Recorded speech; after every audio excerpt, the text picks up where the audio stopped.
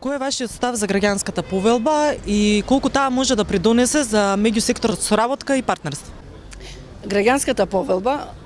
може и треба да представува исклучително погодна и корисна платформа за севкупна соработка на сите чинители во општеството. Значи на сите сектори, од приватниот, бизнис заедницата, потоа владиниот и невладиниот сектор.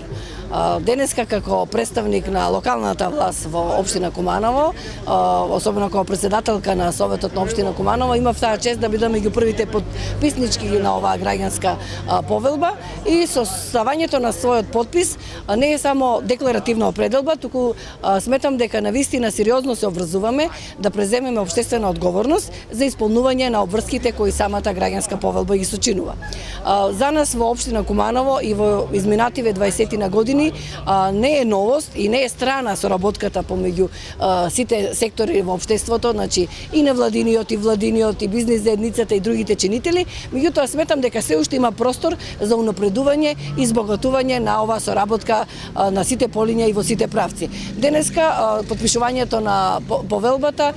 беше повод повторно да се слушнеме, да го слушнеме гласот на народ, што би кажале популарно ние политичарите, до кај сме и со што сме, со она што го ветивме и на последните избори, а и со она што представува секојдневна потреба на нашите граѓанки и граѓани, како што вие милувате во цивил да кажете.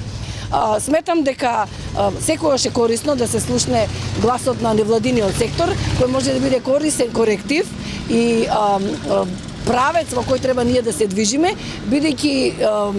и во носењето и во креирањето на политичките одлуки, можеби понекогаш и да не бидеме секогаш во дослух со она што го бараат граѓаните, што можеби секојдневно се случува. Се трудиме да бидеме што поприсутни на теренот, да бидеме во постојана комуникација, но овакви средби и унапредување на соработката можат само да бидат